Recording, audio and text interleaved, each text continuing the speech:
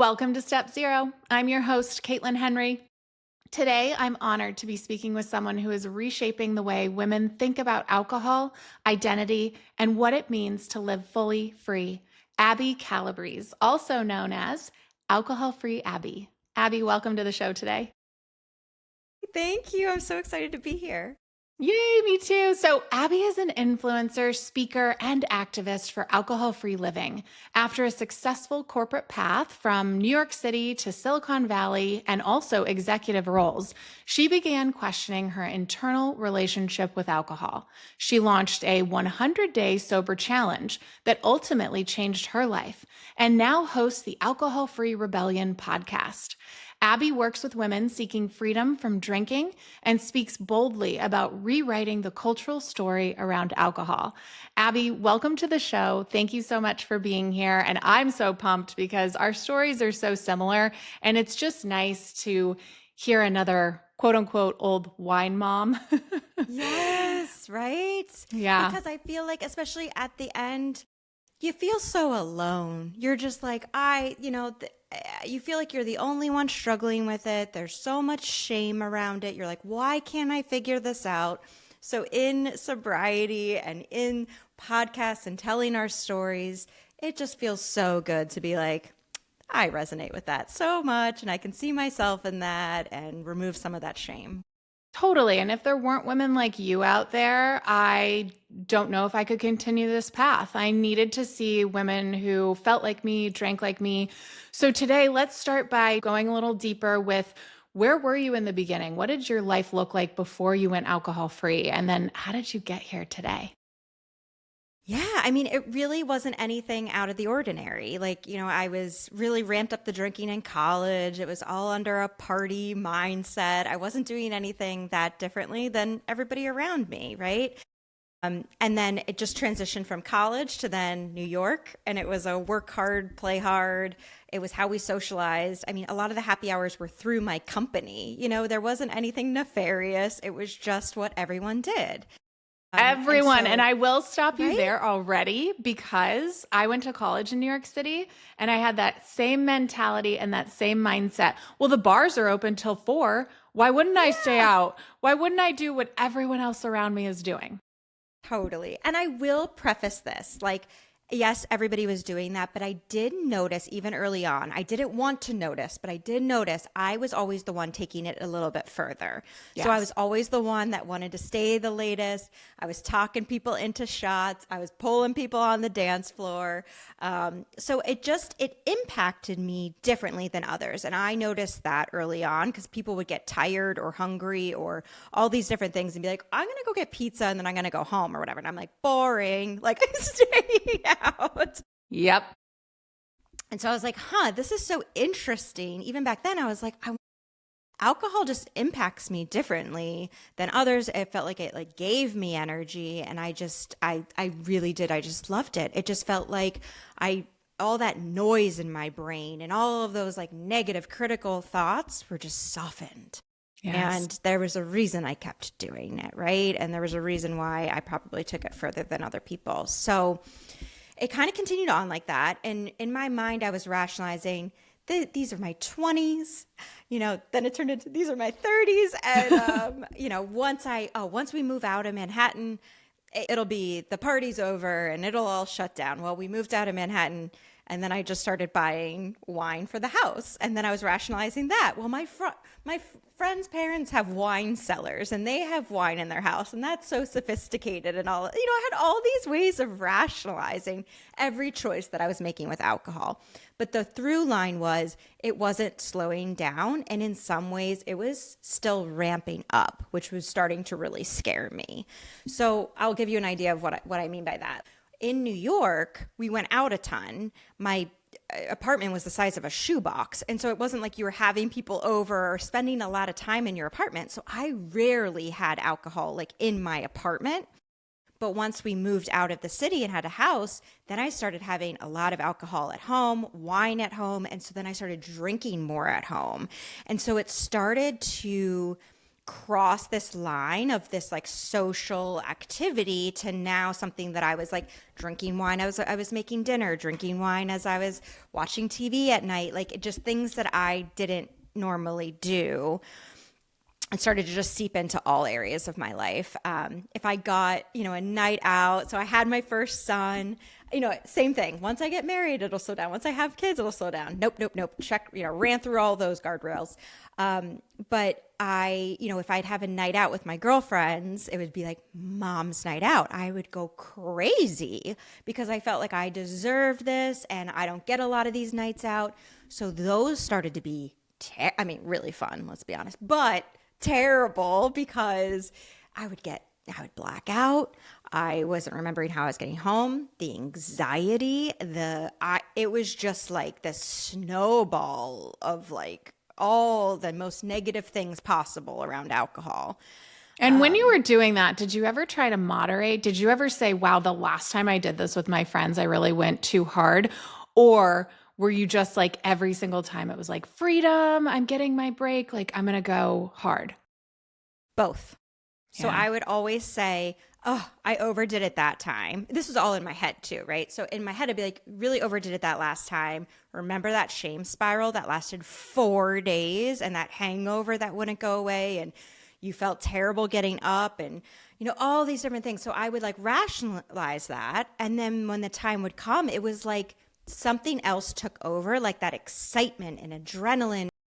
I always say Abby, like 2 drinks in, does not care about moderation or whatever I cared about before that, right? So I could have whatever plan I wanted in place, but 2 drinks in, it was almost like a different person. And yeah, they talk about that alter ego comes right? out. Oh my gosh, drunk Abby. I feel like other people have like names for their, You're whatever. just like, no, I'm taking full accountability. Yeah, mine was It's just still drunk me. Abby. It was just me. Right. And so it was just like she just wanted to like burn the place down. You know what I mean? Like and not really like a lot of people get maybe like mean or like different things come out. I just wanted to dance. I just wanted to have so much fun and just like let loose. But yeah, so it just kind of continued in that way. And eventually what ended up happening was it was Halloween 2023. And we're living in a neighborhood where everybody kind of walks around with their coffee mugs of wine and whatever it is to trick or treat. Yep. And I did trick or treating and we had a little bonfire at someone's house afterwards. I don't remember walking home from that. Thank God I didn't drive, but I don't remember walking home with that with my 6-year-old at the time. And I grew up with an alcoholic mother.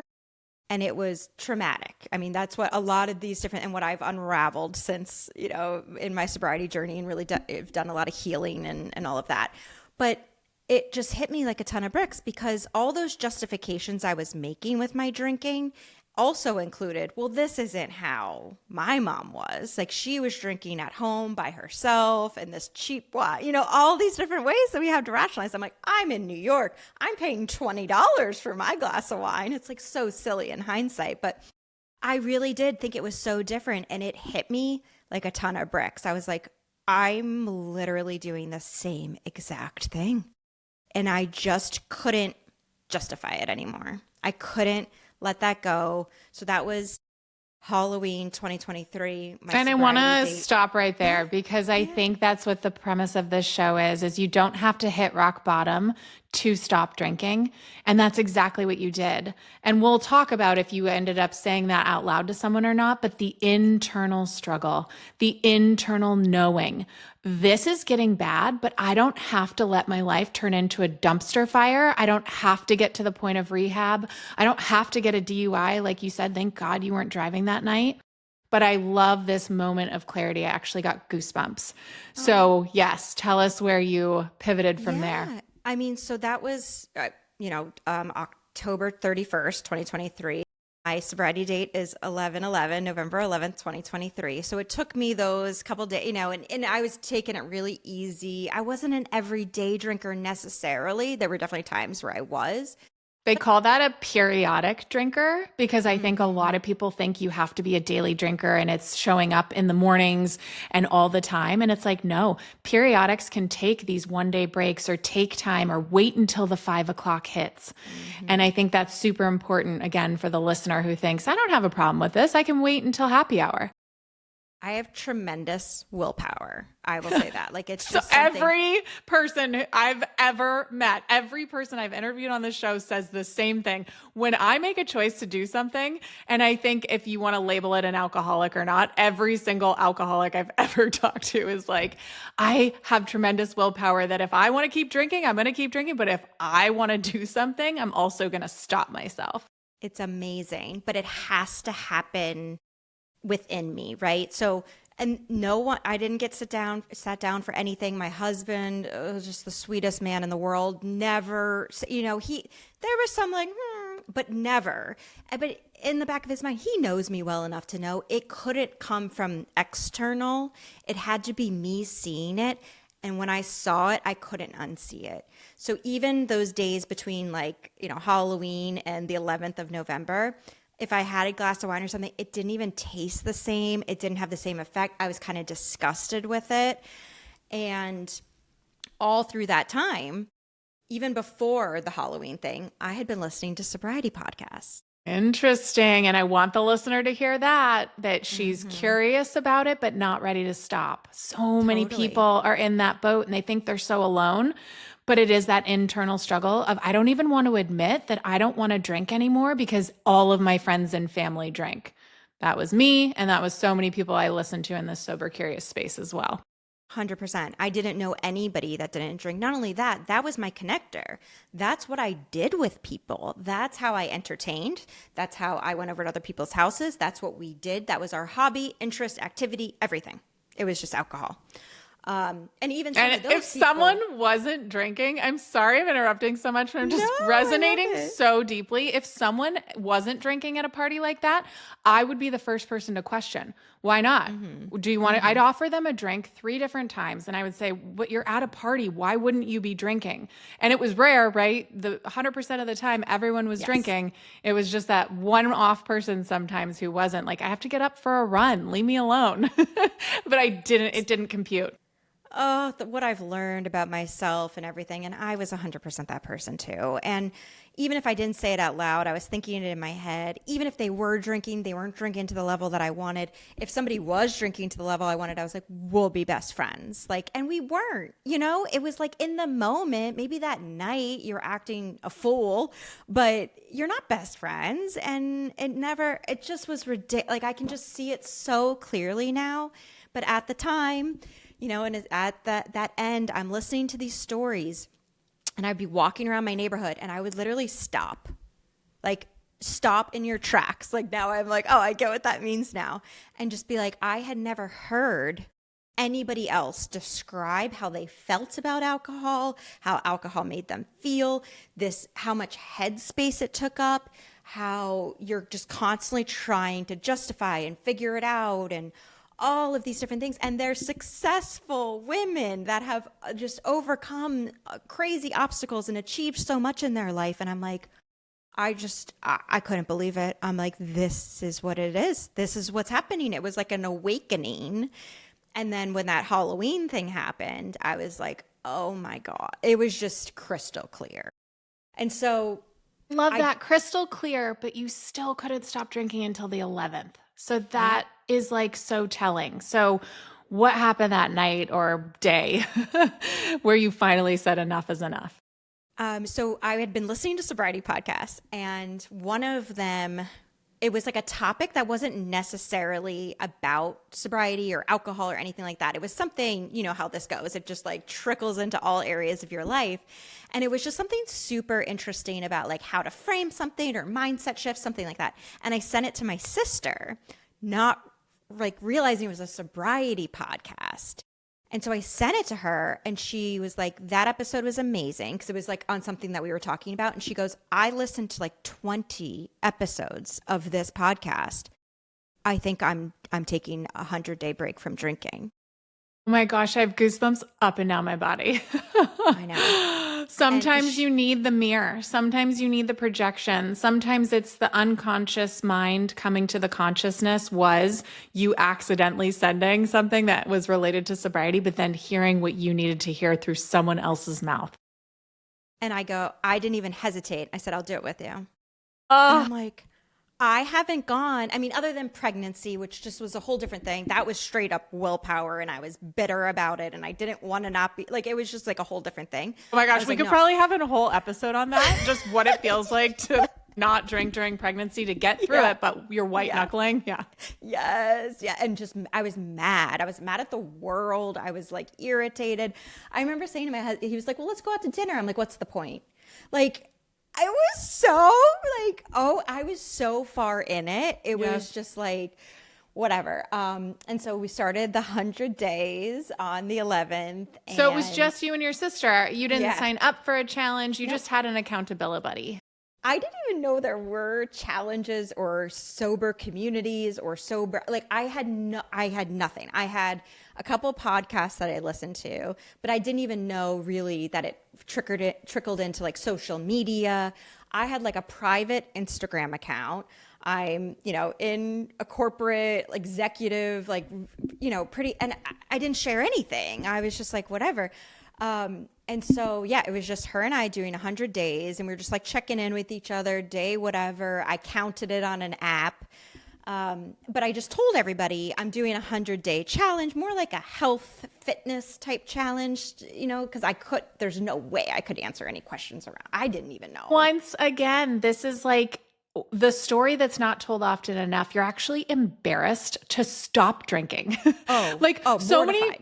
So many people talk about like, well, everyone knew I had a problem, so I had to stop. And then it was like apparent.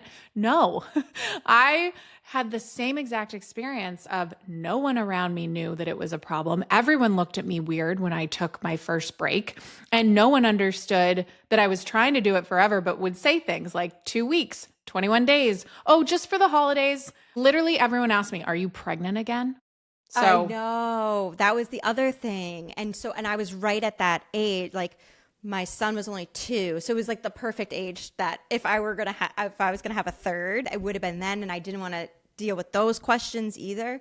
So I was like 100-day challenge. So everybody in my circle knew about that. They were like cheering me on. So I ran a marathon in New York, and I feel like it felt very similar to that, where they're like checking in with you, cheering you on. How's it going? Blah, blah, blah, blah. And the mentality I had for those 100 days was like the closest thing I could say was marathon training, where it's like, this is really hard, but I'm focused on the finish line. I'm just going, going, going. And those 100 days, I didn't anticipate how much recovering my body was going to need. I was so exhausted, and I mean, there were days where it was like hard to get out of bed. I had night sweats. And that was from being like a periodic drinker, and that's why I totally understand. And I feel on all of my podcasts and everything, I'm very quick to be like, don't just like quit. If you're a really heavy drinker, it's very dangerous to just like quit. You could go through withdrawals, and it could be a serious medical condition. But I was like below that, but I could see how it could get really dangerous. So it was physical recovery, emotional recovery, just trying to almost like get myself right side up. Like I was so overwhelmed with all of the feelings that were coming up. And what I realize now, I didn't realize this then, but what was going on is I just used alcohol for everything. I used it to numb. I used it for happiness. It was like my celebration, my joy, my unwind, my switching from work mode to mom mode, my dealing with anxiety, dealing with stress. It was literally everything. That was the only way I knew how to handle my emotions. What did it feel like to feel those feelings? What new tools were you putting in place? Because your tool before was alcohol. What were you starting to do? What were you starting to use?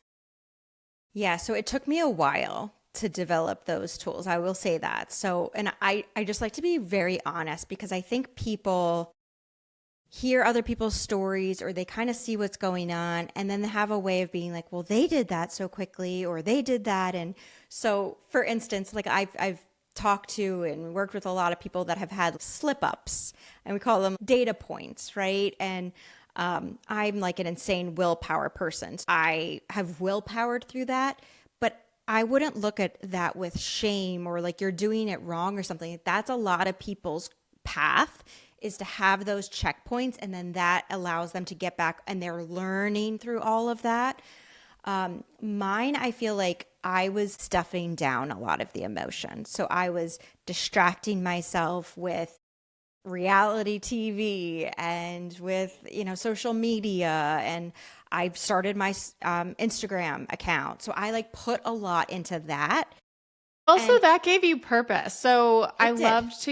loved to hear that, yes, you were binging maybe social, but you probably switched the habit of binging the unhealthy things to actually looking at more wellness, looking at more of the Yes, sober, curious ones. How are they doing it? How can I do it? What's working for me? So it gave you some sort of totally. purpose. Yeah. Absolutely. And I just went into like build mode. I was just like, okay, there has to be a bigger purpose to what's going on here. What can I do? So I'm just very action oriented. So I'm like putting together, I couldn't believe, coming from somebody that had a private account and all this stuff, I'm just going to make this public and I'm going to share my journey. And people were like, what? And so when I started to share everything, people were coming out of the woodwork like, oh my gosh. But what I also found through that is every single person I know is impacted by this, whether it's themselves, a sibling. It's close. It's not like, oh, I worked with it. No, no, no, no, no. It is so close. It's a parent, it's a sibling, it's a spouse, it's everybody is connected to this in some way and touched by it. So I was really speaking to other women, that are just maybe a step behind where I was, but I didn't realize I was speaking to way more than that. Yes, absolutely. What did you find were their biggest struggles? Same thing. It wasn't a problem on the outside, but it was a problem on the inside, or how were they messaging you? So that they'd never heard somebody talk about it before. I think it was hard, and this is how it was happening to me. It was swirling around in my head, but it wasn't like, I know this is a problem and I'm continuing to do it. It was, I don't know if this is a problem or not, because, some nights weren't total disasters and it was fun and it was so tied into my social life, but was there more? And a lot of people had this like purpose question coming up a lot. Like, this can't be how it's supposed to be. It can't be that I'm supposed to walk around with this much shame and all of these different things. Shame probably came up the most through all of it. And so I think by me putting it out there, they're like, whoa, is there a way to work through this instead of just carrying this around and continuing down this path that just seems to be getting worse? Worse in how you feel, worse with the hangovers, worse with how much you're drinking and how just you feel like you're losing control of it. But yeah, so that's kind of, early on, I feel like I was just in action mode and I was building and I was sharing. It was like, how can I help? I just wanted to help, help, help. Yes, and it probably was so authentic. That's how I started mine, was just quotes. I wouldn't post a picture. And I started a whole separate account. So I really praise you for keeping, your face and your name. I would only post quotes and I would just say how it made me feel. And then other wine moms started to reach out and say, I feel that way too. I feel that way too. And then I finally got brave enough to post a photo. So for our listener, if you're out there right now and you're too ashamed to put your face out there, to say it out loud, what I always say is to find a trusted family member or friend, just that one person like you did with your sister, and share it with just one person, because it cuts this pain in half and it cuts the fear in half. It says, if I can share this with one person and maybe it helps someone else like you helped your sister, what could then that lead to? And I think so many people in this sober curious space end up getting sober, and then the first thing they want to do is go share it, go help someone else. So I love that that's what you had the passion for. Yeah, it felt like I unlocked, like it felt like I got out of a prison kind of thing of my own making, but there was a freedom feeling to it of like, and I almost feel like I was learning to trust myself again. It was like every day I would open my eyes and be like, I'm not hungover. I don't have to worry about what I said last night. I can just like do, and I started to feel better physically and all of this. And then once I got to that place, I feel like something else started to shift where I started to really dig into like, what is my purpose and what are these feelings? Why am I so scared of them? And how do I handle all of that? So when you talk about the tools and all of those things that come into play, that's really been in the last year. And that's meditation. And I never really understood meditation. And for somebody that dealt with just crippling anxiety, it was kind of a nightmare just to sit there with my own thoughts. I couldn't do it. I couldn't sit anywhere with that. That was part of the problem. Yeah, and I So think it was so many just, people with ruminating thoughts, the way that we big drinkers seem to have, we think that we shouldn't allow them to come up in meditation, that we actually have to sit in perfect peace. But so much of what I learned from meditation in the beginning is actually it's the unloading of those thoughts. It's allowing them because we're so often pushing them away. totally. And just let them come in and just kind of, a lot of the stuff you learn through all of it is just like letting them float by, letting them be there, and like that whole thing. And so I really worked through all my meditation practice. I worked through the artist's way. I don't know if you're familiar with that, Oh my which God, is that's in my book. amazing. I did just 3 morning pages every day of the Yep. beginning of my Yep. sobriety. I needed somewhere to dump it. And someone just said, I went to David Gingham. He speaks on Kabbalah. And basically he said, when you're writing something, you're telling your brain, this is important enough to write down. And I found that so interesting because I've been a writer forever. Since I was like 9, I had a journal. But it's that clarity you get from the page dump. So I love that. Oh, Oh. it's been remarkable. And I really appreciate through the artist's way, she's speaking as a human, right? So I think a lot of these different things just seemed so unattainable to me, but she's just the best. And She's in the actually artist, sober. Do you know that? yeah, Yeah, yeah. Oh, decades. Yeah. there's so much overlap, right? Because I feel like that just clouds you, and so it's like, why would you want to be clouded once you're able to really like love yourself? I know it sounds like a cliche, but sit with yourself, be with yourself. That's what I crave, and I feel like that's what I was avoiding before, and that's why alcohol was creeping in because I couldn't be with myself. There's a lot of self-hatred and just not understanding myself and fighting myself. And this has been a whole process of understanding myself and listening to all these little parts that come up and, oh, that makes sense. And I hear you. And, really treating myself like a best friend. It's like, you are what you have. This is who you have from when you're born till the end, right? So it's like, this is such an important relationship. And I didn't even consider it a relationship, my relationship with myself before this journey. So Yeah, that you're has getting just this been a game changer. awareness. Yes, Yes. absolutely. It's like this awareness and then this awakening of I can be the observer of my thoughts. I don't have to let them take over through meditation. And then you're doing the 3 pages of morning pages. And then what else are you starting to implement? What else is working for you?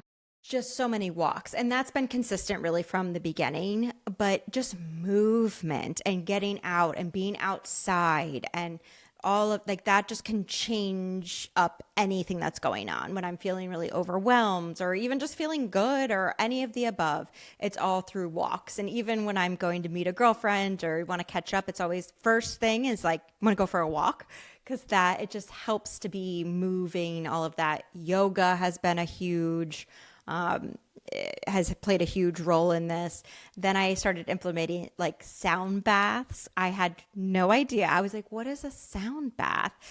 Amazing. And so even for like a Friday night activity, because things shift, right? I was always at the bar, always doing these things. Now I'm incorporating all of these new things where it's like, hey, do you want to get tickets to this like sound bath and Reiki healing session on Friday? You feel amazing. Talk about connection. You leave just like on a cloud. You sleep amazingly. And then you wake up on Saturday ready to like share this beautiful day with your family. I'm like, how was this an option the whole time? And I was like, it's been a whole shift in really my whole life. Absolutely. I hear you on the sound baths. I hear you on the walks. That's been a theme of most of my guests the past few weeks. It's like, get out there for a walk. It does shift something. And then also, along with the sound baths, I think breath work is so huge. Have you ever done any breath work? Yes, actually, so there are little places popping up locally in my area. So I'm in the suburbs of Philly, and I feel like a lot of, different things are coming to the surface, and I'm getting in contact with them because there's a lot of overlap between, everything that we're talking about.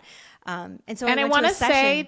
to the listener who might be in middle America, and well, I don't live where you live and I don't have what you have. All of these things we're talking about are now available online.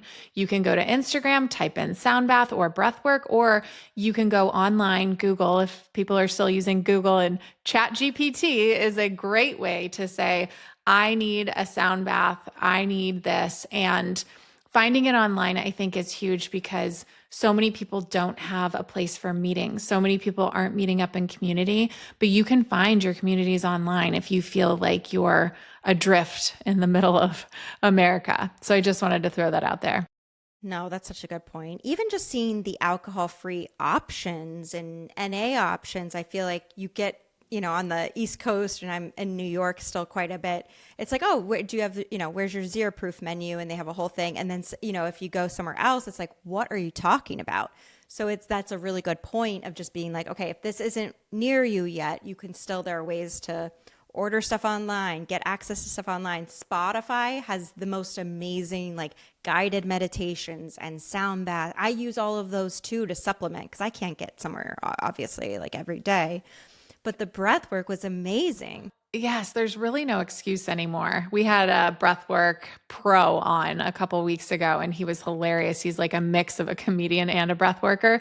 And I've literally thought about going and getting certified because, like you said, I have more free time. I'm not at the bar. What are the things that are calling to my soul? And it's something that I want to offer clients. So I'm like, wow, that sounds kind of fun. I'm going to look into that. And replacing is what I wanted to say. So when you're like Abby and you're removing these things and you're scared shitless, I want you to remember to have something to replace them with.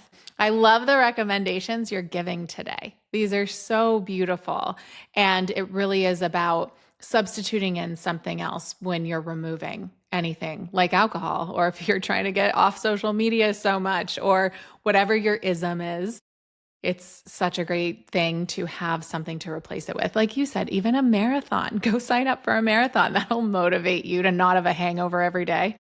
Yeah, and just trying new things. Like, just kind of searching locally, being open to new things. The number of times I've walked into new events, I don't know anybody, and I'm able to handle that. And I'm just about 2 years in. Like it has taken time.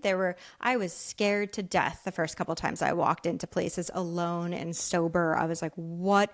But it's just building a muscle. And the only way to get through that and to have it, be better is it's just reps, right? And so it's just keep doing it. Everybody that I've met through this understands. They can see it. They're kind. There's like a difference to this. I feel like there's a realness. People have been through it. And so they're going to be like, okay. And they're understanding. But yeah, it's finding new things, finding ways to feel better. Like, I don't know why that didn't really cross my mind before. I would be in these stressful jobs. I would be at my limit, so burnout. And then I'd go drink and then be so hungover. And then I'd be trying to recover from that and then go right back into the work week. And it's like, why do you think that that's going to help? As where now I have a menu of options to choose from that is actually going to restore me, make me feel better. I enjoy doing it. It feels luxurious and awesome. And it just feels like more of a win-win. I just had to change my mindset around what I thought I was supposed to be doing with my time, if that makes sense. Yeah, absolutely. And I grew up with an alcoholic father, which I heard you say you grew up with an alcoholic mother. And I don't think we were taught these tools. And I'll speak for myself. I know I wasn't. It was to go for the drink. It was, you have to have a drink in your hand in order to play this game. It was crazy. We always had drinks in our hands. That's what I was taught.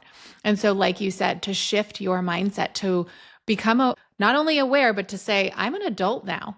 I don't need to pick up the tools I picked up when I was a child. What new tools do I want to find? Do I want to use? And like you and I have been saying, some of these tools will work for others, and sometimes they're going to find their own tools or something else will resonate for them. And so I know you're very similar to me when I work with clients. It's like something that works for me isn't necessarily going to work for you, but what's the underlying cause? Let's look at that. And I think just the awareness you had to say, I don't like these old tools I've been using. Let me find some new ones. Totally. And it also goes into like hobbies and interests too. So I feel like all the wine moms, I don't know if you've noticed this too, but we all used to have this similar thing where it's like, I hate when someone asks me like what I do for fun or my interests, because I would have to say like drinking, right? Like that was a real thing. I remember even like family members asking, oh, well, what does Abby like doing? What should we get her for like a gift or something? It's like, she really likes wine. It was crazy. And so this has also been a journey of what do I like doing? What are my hobbies? What are my interests? And so it's figuring it out along the way. So it's opening these different doors and seeing, but it's also getting back in touch with Abby before alcohol and being like, what did I enjoy doing as a kid or as like a younger version of myself? And dance was a huge part of my life. And I just kind of had shut that off other than dancing at the bar, which was a little bit different. But I got back into dance. And so I'm going to dance classes. I'm having the best time. I'm sharing it on social media, but it just brings me so much joy. And so I think I had really, and it could be our conditioning in society and a million different things, but I had just kind of put joy over in a corner. And I was like, well, that just seems a little bit like self-indulgent.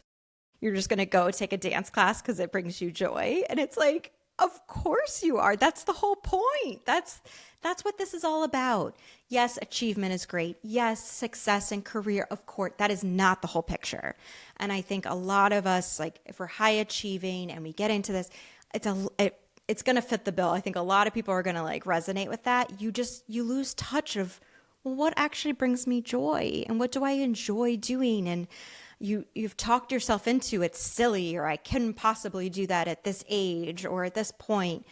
You got to let that go. You got to find that joy and find your purpose and find what lights you up, and other things have a way of falling into place when that happens.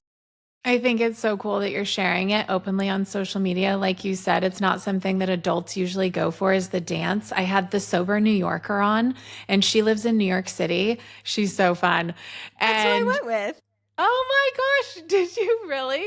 Sheer I love energy. her. Oh, I'm so Yes. jealous that I live across the country. So I know when I go, Yeah. I'm going to reach out to her and meet up. And same with you. Yes. But Yes. I just love her energy around dance. She's so amazing. like, and what I love about it is she had like a background in theater, right? Like there was something she Yes. used to do. And what happens over time is we're filling in with alcohol so much, we lose those pieces of us and we're like, too old for that now, shouldn't do that anymore. Let me just pick up a drink and go to the bar. And then she realized, I miss doing that. She started doing it, and her sharing of that on social is so brave and so awesome. And she makes it look so fun. I It was do it at amazing. home. Yeah, I won't go in public quite yet, but I feel like her energy, your energy, and just saying like once you remove alcohol for long enough, your light starts to come back. And so you guys and sharing your light is amazing. Yeah, it was so much fun. So I grew up dancing. I've always loved that. I started to take some classes here, and then same thing. We know each other through, all the sobriety stuff. And I saw that she was taking these dance classes in New York, and I'm like, I'm gonna just come up and take one with you. And she's like, how about next Wednesday? I'm like, or See, whatever it was, holding you Saturday. accountable, because that's what us high achievers who have stopped drinking, we won't take any crap. It's like, oh, really? Will you? Let's go. Yeah, and even that, it was like, of course, like it's an hour and a half away. I'm in Philly. I lived in New York. I love New York. It's like we have ways of talking ourselves out of things, but for no reason. And I'm like, yeah, go sign up for the class, get to New York. We take the class together. We were on cloud nine. I felt so alive, amazing. We got lunch after. We're walking around Soho. We're laughing so hard. People are staring at us. We're like, just had an absolute ball. And all of that really came from sobriety and just cutting out alcohol. And the just vibration that you're emanating is attracting those different people, those different experiences. So if the listener right now is feeling stuck and bogged down and you're looking at your friends and they're not doing any of this stuff and you're like, how could I possibly pull myself out of what I've created? Just know that it really truly happens one day at a time. Abby's story is so beautiful. This progression of like, I'm just going to put myself out here a little bit and I'm just going to mention it to my sister. And then I'm just going to start posting on social, but kind of quietly, but then making it more public. This stuff takes time. And I think I just want everyone to realize it's not overnight. And I love how you call them, what was it, pinpoints or where normally or checkpoints or data points, because what I always say is I relapsed a lot before I got to a 12-step program. So I always say, once I got to a 12-step program, I did stop drinking.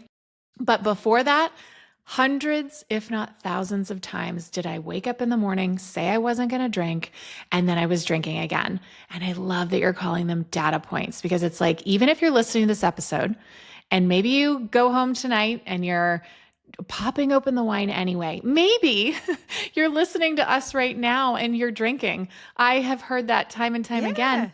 That's totally okay. You have this key of willingness that you're just open enough. And like you did, you were listening to podcasts, but still opening wine at the end of the day. It's okay to be confused and to say, I really want to stop this thing, but I can't.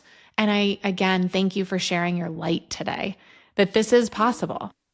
Oh, absolutely. And really anything is. And that's what this has taught me. It's baby steps. I feel like sometimes it's like a broken record because I post this so much on Instagram, but it's one step at a time. And I know my mentality, I always want it completed, finished, put a bow on it, right? So this has just been this whole lesson in slowing down, letting go, like truly just try to ground yourself in the present as much as possible and just make the next right step for yourself. Forget beating yourself up. That isn't going to help anything. You need to find a way to be your own best friend, if anything. So make the next right best step, go easy on yourself, and just keep listening to other women and reaching out and hearing their stories. And that just has a way of, I think you mentioned something like a mirror. That's exactly what happened to me. I couldn't have come to this conclusion without hearing other women's stories and seeing myself through that. It was just the most powerful thing, and it changed my life. Same. I needed to see not only other people that looked like me, but that felt like me, that were brave enough to share the way they felt, because I wasn't brave enough yet. I wouldn't share my feelings and emotions around this verbally or in a public setting. And it wasn't until I heard other women who were feeling the same way did I find some sense of hope. Like I said, I was willing to turn that key, and I finally opened the door just a crack. And I was like, wow, there's a whole world on the other side of this door. Am I going to step into what I know feels good to me, or am I going to stay stuck in fear? And I like to say there's this really fine line between fear and excitement. Like, stop looking at it as just fear. Allow the feelings to come. Don't numb them, and say, but could I reframe this and get excited about it? It's just, when I could get excited finally about being sober, that was the shift. And I think, again, it's for you and me, those sober Instagrams were a huge pivotal moment. And if you're out there thinking there's too many sober Instagrams right now, there's already people podcasting, there's already people doing this, I beg to differ. I don't think you can have enough voices in this space. So tell us a little bit about your podcast, and we'll talk at the end about links. Will be in the show notes for where to find you. But what do you talk about on your podcast, and how do you help women there? Yeah, so it's called the Alcohol-Free Rebellion, because that's really what it feels like. And I feel like I just really resonate with that, because I've always kind of thought of myself a little bit as rebellious. If everybody's doing something, I like to tend to like do the opposite or do something a little bit different, or, not go with the status quo. So I like the idea that being alcohol-free it's a rebellion. It's going against the social norms and how we were all raised and conditioned to believe things are going to go. I have guests on a lot of the time. I do some solo episodes, but a lot of times I have guests on from all different areas of life. Like, I talked to a punk rocker who, told his story. He wrote a book, and it's just wild because no matter how different these backgrounds are, how different we are as people, there's a through line of, hurt and pain and trauma that you just aren't dealing with and not understanding how to deal with your emotions and all of these things. And then coming to this realization and this awakening and freedom. It's just a very similar story a lot of times, just with like some fun details in each of them, which I love hearing.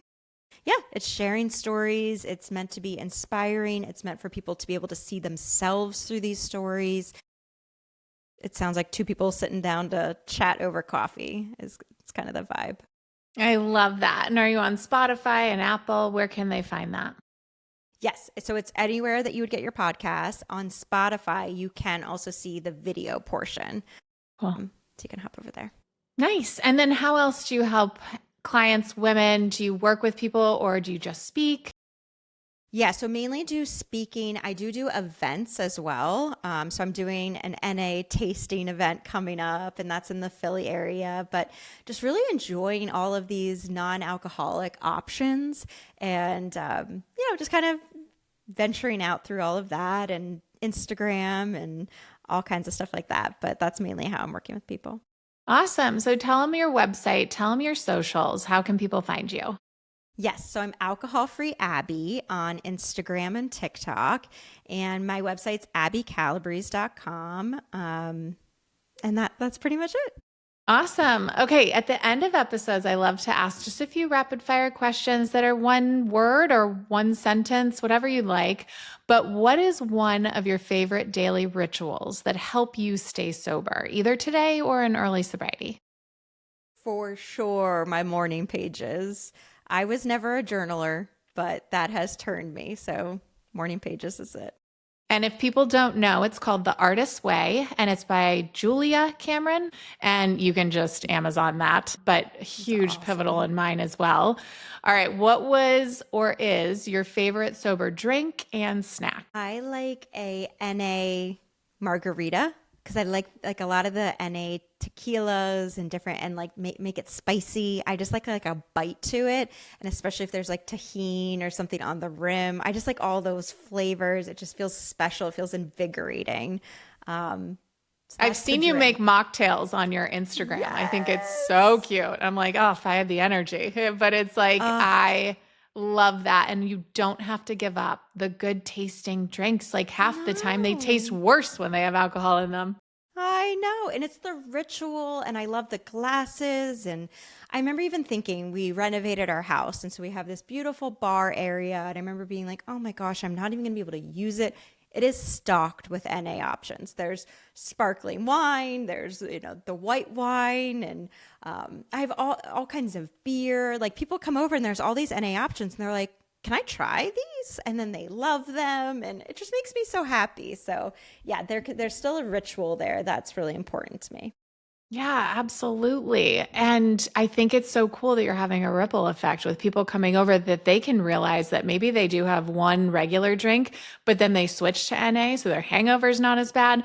I'm a huge proponent of mocktails, NA beers, NA wine, because I was more sad, like, I'm never going to have sushi or tacos without a beer again. And no, now, like you said, it's on most menus at restaurants are starting to do the 0 proof alcohol. So, Yeah, well, I mean, non-alcoholic. Yeah.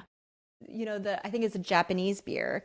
They have an NA, so it's a Japanese NA beer. So I like to pair like a Peroni with an Italian meal. You know what I mean? Like doing all of the different things that I used to do with the alcohol. You can do that with the NA. It's like you really don't have to feel like you're missing out or you're not included. You have the pretty glass, you have the garnishes, you have the beer, whatever it might be. It just helps with the overall vibe, I think. Absolutely. And if you need that, especially in the beginning of sobriety, I felt like I needed NA drinks more. Now, not so much today, but I still will frequently use them or hold. Like I went to a concert and they had NA Heineken. And I was like, wow, I can stand here holding a quote unquote beer, not feeling left out from anyone else, but I'm aware, I'm soaking in Dave Matthews of all people, and I'm like enjoying myself fully. And then driving home, and then waking up with no hangover. I The know, it's best. amazing. And I'm like scanning the crowd to see who else. And if I see another, I seriously just want to like go over and tell them my whole life story. So I have to refrain myself. But I see it if I'm sitting at a bar, I see other people getting athletic. I mean, it's a movement. So even a couple years ago, it was different. I think it's continuing to move in that direction. It's nothing to be ashamed about. It is only growing. So if it's something you're curious about, just let yourself be curious. Just take one step at a time and see if this could maybe be something that's going to open up a world that you didn't even know existed. Exactly. Curious to sobriety. And then I became curious to my spirituality. And then it was like opening doors left and right. So I love that. Just stay curious. Okay. To end my episodes, there's a trend on social media called If I Had Coffee with My Younger Self. So if today you could go to the coffee shop or go on a walk with your younger self, what is one thing that you would want to say to her? Oh my goodness. Ooh, I'm going to get emotional. I would tell her that it's going to be okay and that you're going to figure this all out. And it's not through clutching onto the steering wheel as hard as you can. It's actually going to be the complete opposite. And learning to trust yourself and trust the universe and just have faith and just be open and just know that it's going to be okay. Oh, you have me choking up. Thank you so much for sharing with us. I think the last piece I didn't get a chance to ask you today is, what does your relationship look like with a higher power? Is this something that you had before or something that came over time?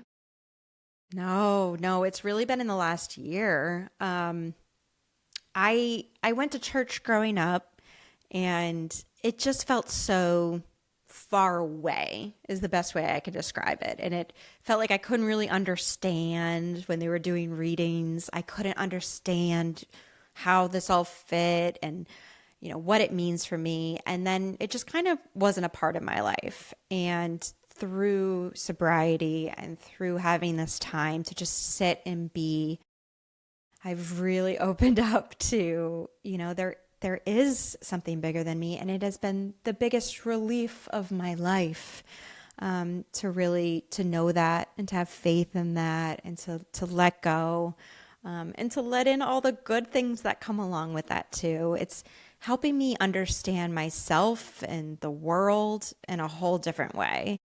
And I'm just so grateful for that, because I don't think that this would have come at all without my sobriety journey. That's so beautiful. I had a friend struggling with how to find her higher power, and she kept looking outside of herself. And I was like, it's within you. Stop looking outside of yourself. But I grew up the similar way. Church just felt far away. God felt far away. And until I realized that it was something I needed to cultivate within myself, that I could talk to that thing, entity, as a friend who actually needs to hear my voice because it doesn't just know my thoughts. All of these awakenings have happened, like you said, over time, and it's been slow growth, and that's okay too.